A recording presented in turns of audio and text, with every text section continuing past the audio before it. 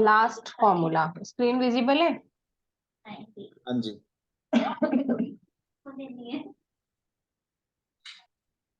पूर्णाभ्याम bye completing मतलब अधूरे को पूरा करके। क्या अधूरा क्या पूरा?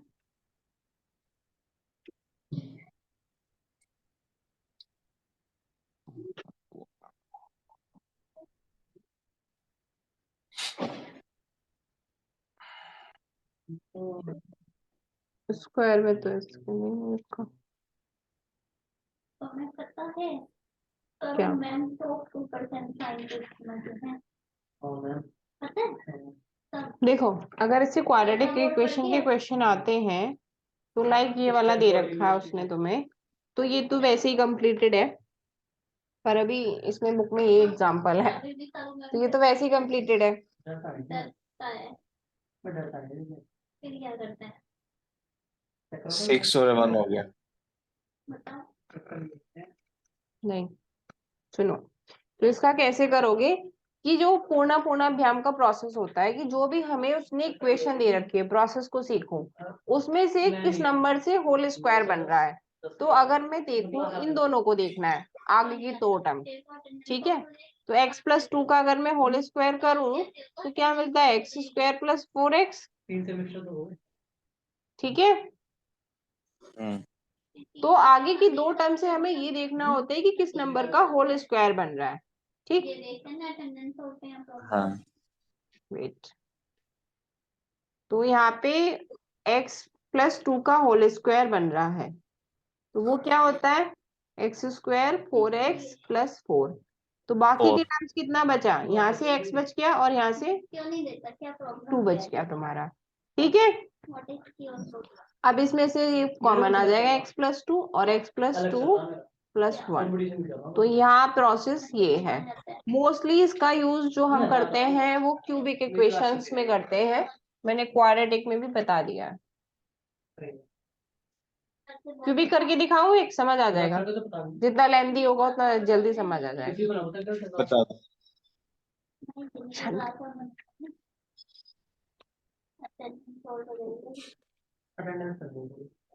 क्वेश्चन है x³ 6x² 11x। एग्जाम का मोस्ट इम्पोर्टेंट क्वेश्चन, सीधा सीधा मिल जाता है कभी कभी है, सीधा सीधा बिल्कुल। आने वाला है ये। मतलब आपने इसको पढ़ के गए और वहां एग्जाम में यही क्वेश्चन रखा मिलेगा तो आंसर याद हो तो सही कर दोगे,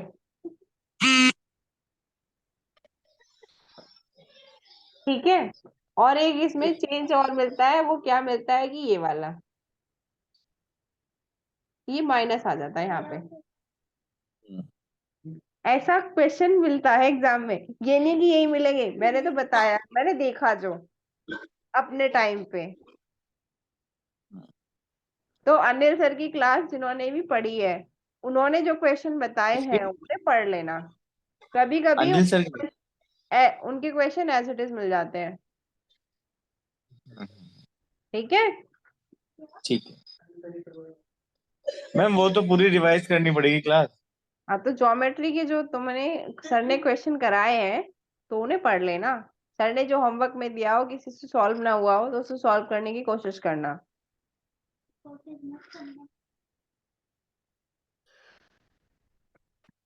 तो अब ये वाला क्वेश्चन करें। तो इसमें कौन सा स्क्वायर क्यूब बनेगा यहाँ, तो क्योंकि क्यूबिक है तो किस नंबर का क्यूब बनेगा, क्या होता है इसका क्यूब अगर मैं ओपन करूं तो।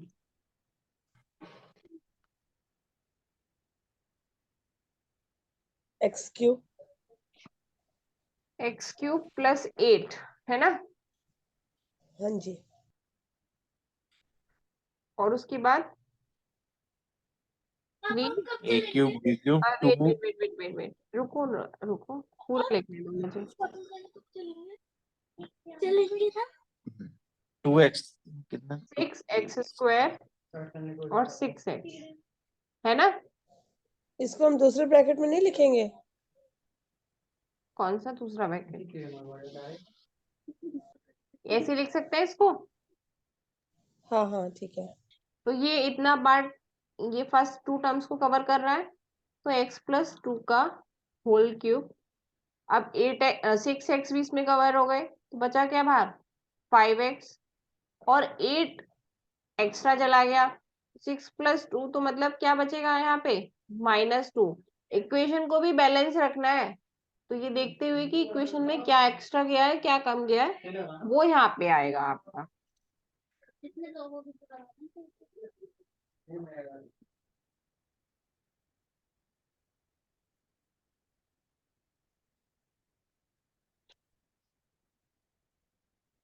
एक ये तो गलत हो गया, ये 12x नहीं आना चाहिए।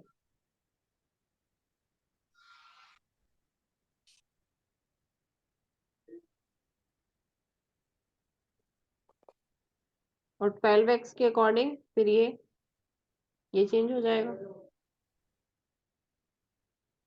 -x।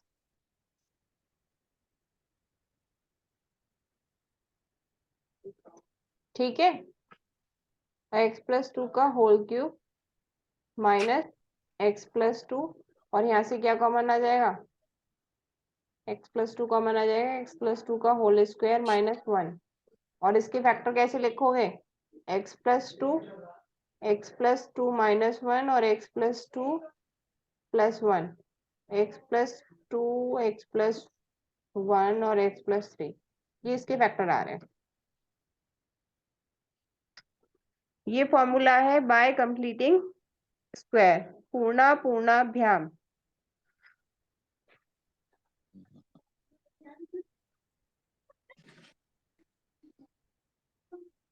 हो जाएंगी क्वेश्चन इस मेथड से?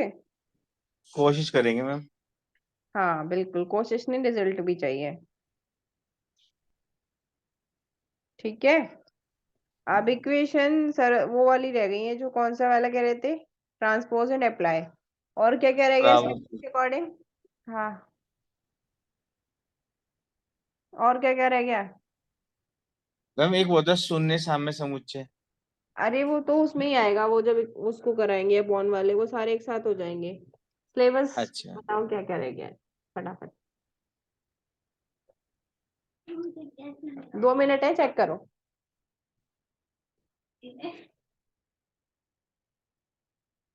इसमें तो पूरा हमने पी लिया।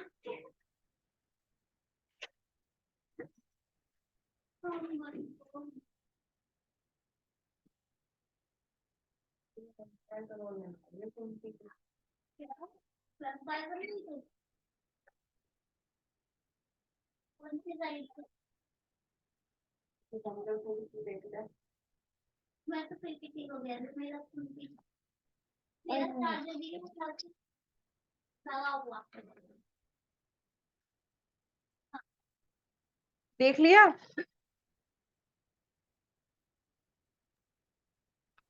मैम मेरे पास तो है नहीं, किसी और के पास होगा, वो भी देख के होता है। सॉल्यूशन ऑफ सिंपल इक्वेशन रह गया है, बाकी सब हो गया है। ठीक है, 4th यूनिट में उसमें ही है मैम शून्य साम्य समुच्चय और परावर्ती योजक। मैम आज जो आपने क्लास कराई है इसके सम्स मिल सकते हैं क्वेश्चंस? व्हाट्सएप किए तो मैंने सारे क्वेश्चन इसी फॉर्मूले, ये जो क्वेश्चन भेजे हैं ना, इनसे सारे क्वेश्चन हाँ सारे फॉर्मूले अप्लाई करना, सारे घूम फिर के हैं तो वही। एक एक क्वेश्चन को जो 4 मेथड बताए हैं उससे करो। मैम विलोपन डेट शीट तो आ सभी गई? डेट शीट आ जाएगी तो आपको इन्फॉर्म कर दिया जाएगा, वेबसाइट पे चेक करते रहो। मैम एक एक मैम कंसर्न था 13 तारीख वाली तो मिल गई थी। एक्सक्यूज मी क्या? मैम, मार्च में ना, लाइक हम जैसे मैं वर्किंग हूँ तो मेरे खुद के पेपर भी होते हैं बच्चों के ना, तो फिर अगर ऐसा हुआ, अगर सेम टाइम पे पीटीएम वो आप पेपर अगर नेक्स्ट ऐसा। टाइम पे बैक देना, आप तो जो यूनिवर्सिटी डिसाइड करेगी, अगर हमसे पूछती तो हम बताते हैं उसको। अब पूछा नहीं है तो अपने आप से जो देंगी वही आपको पहले एक्सेप्ट पता करनी पड़ेगी। बात, इनिशियली स्टार्टिंग में बोला गया था कि जनवरी में होंगे, फिर फरवरी में, अब अगर मार्च पोस्टपोन यूनिवर्सिटी अगर अकॉर्डिंग टू अपने चलती है भैया, नेट चल रहा है, वो जो उसको करना होगा वही करेगी, आप पीसी से जाके बात कर लो, आपकी सुन ले तो। हम कुछ नहीं कर सकते। नहीं हम तो खुद चाहते हैं जनवरी में एग्जाम होके सेकंड सेमेस्टर टाइमली चले, हमारे हाथ में थोड़ी ना है। नहीं नहीं, रिक्वेस्ट अगर हम करें, मेल करें कि अप्रैल या मई में कर लो, करके तो हो देख सकता लो, है। नो इशू, करके देख लो। जो जैसे कर सकता है एग्जाम की डेट शीट वो करके अपने लेवल पे ट्राई कर ले। अगर एक बार डेट शीट आ गई तो फिर वही होगा जो यूनिवर्सिटी डिसाइड करेगी। मैम आप मेल मेल आईडी डाल दे के सकते देखो हैं। जिसको डालनी हो अभी। वीसी की मेल मैम मेल, यूनिवर्सिटी की वेबसाइट पे मिलेगी, मेरे पास नहीं है। अच्छा ठीक है मैम। मैम नाम वाम तो बता दो किसको डालनी है। वीसी और रजिस्ट्रार, यही चीजें, या परीक्षा नियंत्रक, इन्हीं का काम होता है ये, हमारे हाथ में थोड़ी ना है। नहीं तो परीक्षा नियंत्रक के हाथ में थोड़ी हो भाई। क्या पता हो, मैंने तो बताया। मैम एक एक आधी डेट ऊपर नीचे तो कर सकता है वो, इतना थोड़ी कर सकता है कि सारा पूरा महीने चेंज कर दे। अब ये तो उनकी किसके हाथ में मुझे भी नहीं पता ना, ये काम मेरा नहीं है ना। मेरा जो काम मैम है पढ़ाना, तो मुझे वही पता है। एग्जाम शेड्यूल एग्जामिनेशन जो हमें पता होता है वो आपको बताते हैं। अब यूनिवर्सिटी अगर चेंज कर रही है, इंस्पेक्शन हो रहा है यूनिवर्सिटी का, तो वो तो अपने अकॉर्डिंग चलेगी ना। अगर आपके घर में कोई फंक्शन है तो आप महीनों तैयारी करते हैं, चीजों को टालते हैं, तो यूनिवर्सिटी ने एग्जाम टाल के इंस्पेक्शन की तैयारी करी है, इंस्पेक्शन के बाद आपके एग्जाम कराएगी। इंस्पेक्शन तो खत्म हो जाएगा होली से पहले। तो होली के बाद आपके एग्जाम होंगे, यही तो मैंने कहा है। मैंने क्या कहा है? हाँ वैसे मैम जितने उस सारे कोर्सेज ना डिप्लोमा वाले के भी काफी के आ गए हैं 13 से। तो आपकी भी उसी बीच में आ जाएगी, 13 होली के बाद ही है ना। यही तो मैंने हाँ कहा है, नहीं तो और मेरे क्या ख्याल से कहा तो मैंने? अगर अगर हमारे होते ना तो वो उसके अंदर आ जाता। अब शायद मुझे ऐसा लगता है कुछ 20 नहीं तारीख है, के बाद ही होंगे। कभी भी डेट शीट आ सकती है। अच्छा अच्छा जैसे नहीं रातों उसको रात देख के तो लगा कि 20 तारीख के बाद होंगे। होली के बाद की तैयारी रखो, मैंने तो बस ये कह दिया।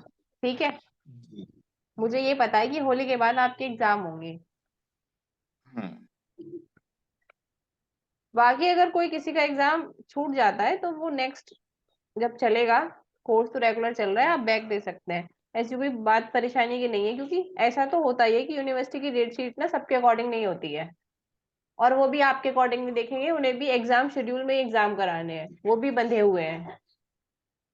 बट मैम जो रिजल्ट आएगा उसमें फिर मेंशन होगा कि सेकंड टाइम पेपर दिया है। वो नहीं तो नई मार्कशीट चेंज हो मार्कशीट जाएगी बन ना के बाद में। आएगी ना आपकी। नई नहीं जो मार्कशीट बन के मार्क्स, आएगी ना लेकिन लेकिन उस पे जो बनी हुई की डेट होगी ना वो अलग अलग हो जाएगी।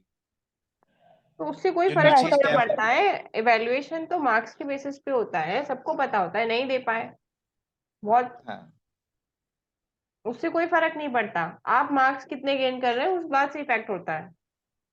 नहीं उसमें बस ये हो जाएगा कि सेकंड सेम की जो डेट होगी ये कोई फर्स्ट रेगुलर सेम की कोर्स नहीं उसके है, बाद की होगी। डिप्लोमा कोर्स है आपका, तो इसका बैक देने से या एग्जाम ना देने से, इस बात से आप कहीं भी जॉब करते हैं उस बात पे कोई इफेक्ट नहीं आएगा, क्योंकि सबको पता है कि जॉब के साथ एग्जाम कितने मुश्किल होते हैं। ठीक, हर चीज आपको, हर चीज नहीं मिल सकती। क्लासेस आपने ऑफलाइन नहीं करी, ऑनलाइन मिल गई, हर चीज आपके अकॉर्डिंग नहीं हो सकती।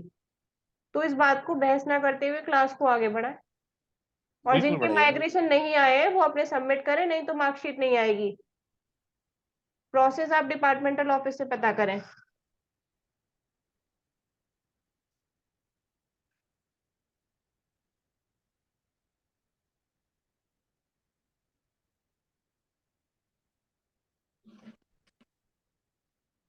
इक्वेशन सॉल्विंग के जितने मेथड थे करा दिए। सिंपल इक्वेशन के लिए जो दो मेथड है, पूर्ण परावर्ती योजित और शून्यम साम्य समुच्चय, वो नेक्स्ट क्लास में होंगे। ठीक है, अब जो ठीक है। छोटा सा टॉपिक है एलसीएम और एचसीएफ, उसका सबसे मोस्ट इंपॉर्टेंट फॉर्मूला है तुम्हारे पास विलोकनम, उससे करो। सबने फैक्टराइजेशन सीख ही लिया है, तो फैक्टराइजेशन का ही उसमें यूज होगा। तो अगर कोई मेथड लिखा नहीं है तो आप विलोकनम से फैक्टराइजेशन करके एलसीएम और एचसीएफ निकालेंगे।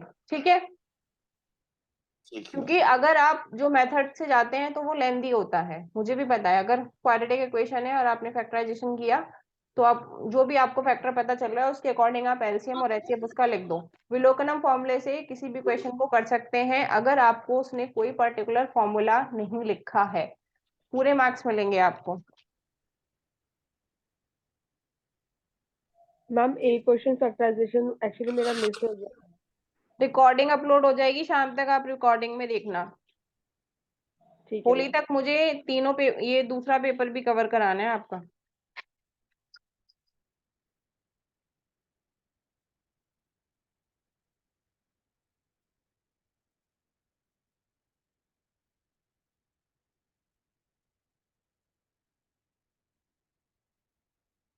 अगर आपसे इस क्वेश्चन का मैं से पूछा जाए HCF तो क्या होगा?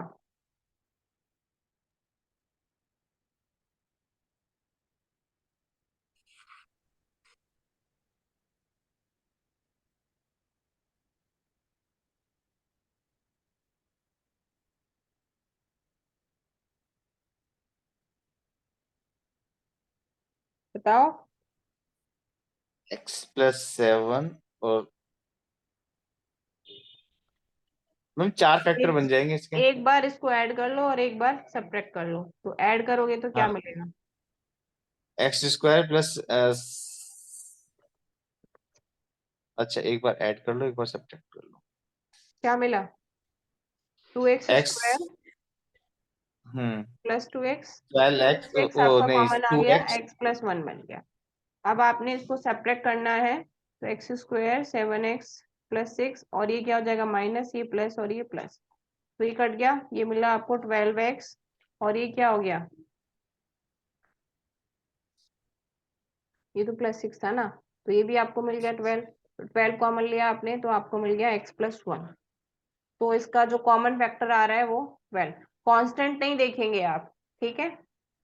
अलजेब्रिक टर्म्स को देखेंगे, कांस्टेंट नहीं तो देखेंगे। कॉमन फैक्टर क्या है मैम? x+1 इसमें भी है, इसमें भी है। ठीक है। कांस्टेंट टर्म नहीं देखना, क्योंकि फिर कांस्टेंट के अकॉर्डिंग आप क्या लगाओगे, 2 लगा दोगे। तो पहले ही मैंने हाँ, बता दिया कि कांस्टेंट को नहीं देखना, अलजेब्रिक टर्म्स को देखना है जो कॉमन आ रही है। तो वो कॉमन क्या आ रहा है, x+1, तो वही इसका में से है।